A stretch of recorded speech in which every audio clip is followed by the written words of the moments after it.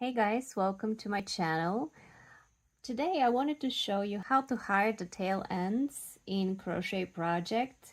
So usually when we finish a crochet project, we're left with all these yarn tails sticking out, and in order to make it look neat and professional, we'll need to somehow get these and work them in, because if you just tie them and you cut them off, then you're left with shorter tails sticking out. So we normally use a yarn needle, and I pick one, usually depending on how the thick yarn is.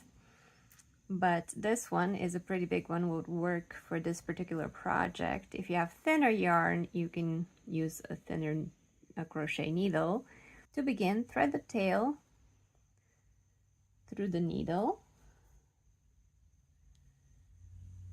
And if your yarn starts separating and splitting up, just give it a little twist and then put it through.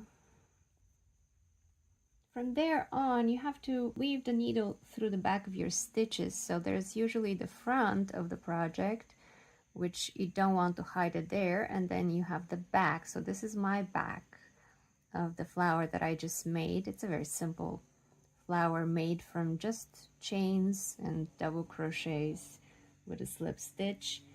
So by weaving the yarn, you're kind of locking it in as well. So the way I'm going to do it is here through the back of these.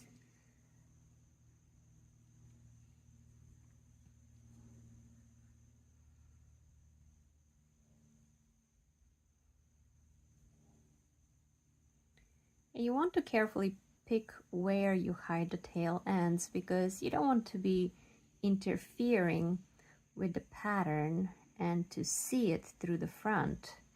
So for this particular one, I'm going to use the stitches that I've made in the beginning. And you don't have to hide the entire tail end. Sometimes it could be very long. You just need to do a few rounds. And then once you've hidden it, you can carefully cut it as close as possible.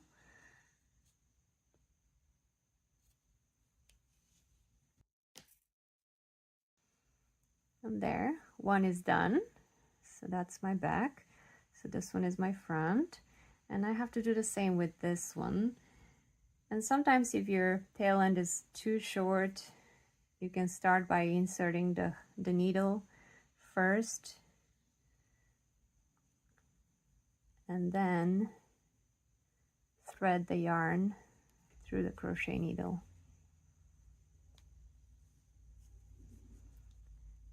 And then if I miss it again, I'll do the same. First use the needle,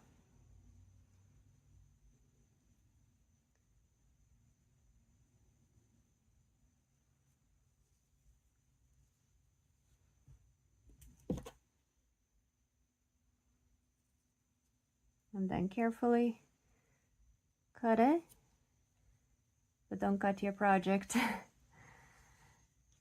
So there, now I have a tiny little flower, and everything is hidden in the back.